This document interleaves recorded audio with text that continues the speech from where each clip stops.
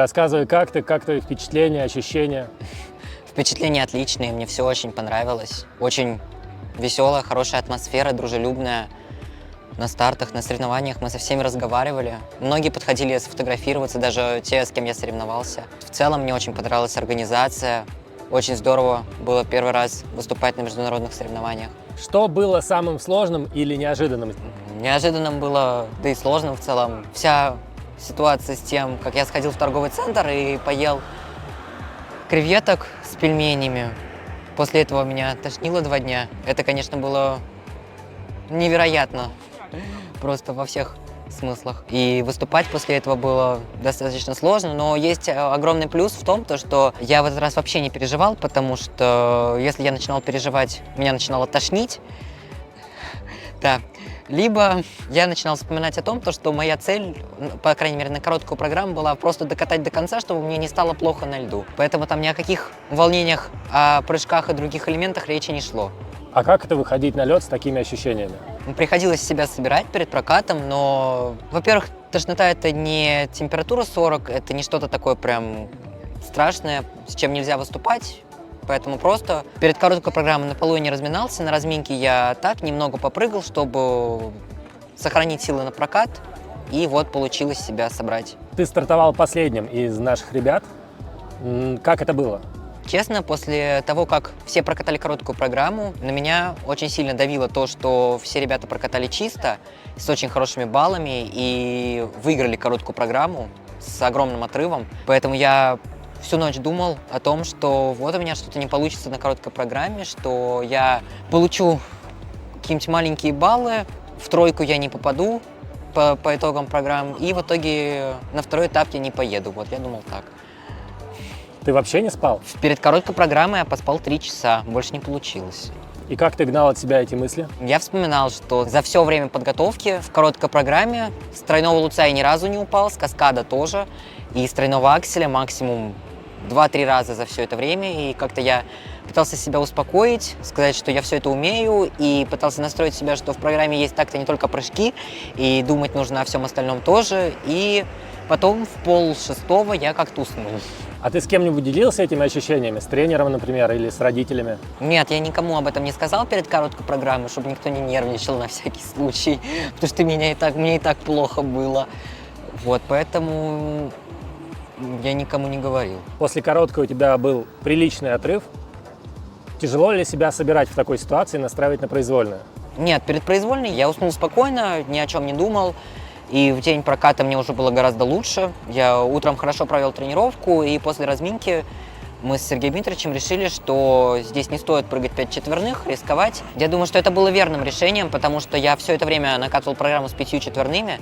Соответственно, сегодня, когда я один убрал, программа сразу стала в голове казаться гораздо проще. Что тебе тренер здесь говорил? Он мне всегда говорит, чтобы я был спокойней, чтобы я не нервничал, потому что иногда на тренировках, когда у меня что-то не получается, я начинаю загоняться, и потом очень тяжело в таком состоянии дальше продолжать работать, поэтому в этот раз, если у меня что-то начинало вдруг не получаться, где-то был сбой, он мне говорил просто успокоиться и перестать нервничать, что все в любом случае будет хорошо, потому что на тренировках это наработано.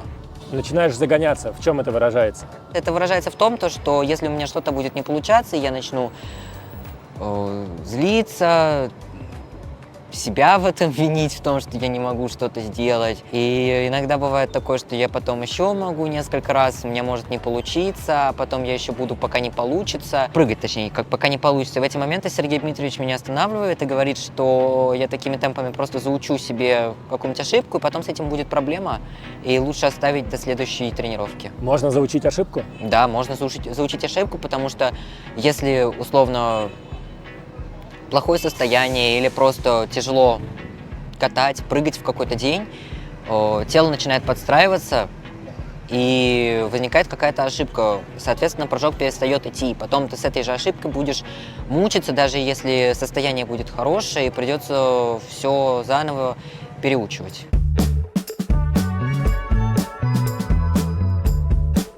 Ты откатал произвольную. Твои первые мысли и ощущения? Мне было довольно тяжело ее катать. Как раз в том числе из-за того, что на арене было очень жарко, поэтому я был просто рад, что докатал. Но потом я понял, то, что вообще мне надо бы порадоваться, потому что вроде как я прокатал без ошибок. Получилось? Получилось, но в произвольной у меня были некоторые помарки, например, на вращениях. Я оба вращения сделал на 3-й уровень. Или неясное ребро на флипе, или приземление с первого луца тоже он ушел на минус, хотя я его сначала выехал, потом зачем-то перепрыгнул на другую ногу. Вот, поэтому были небольшие недочеты, но в целом прокат был достойным. В какой момент пришло ощущение, что ты выиграл?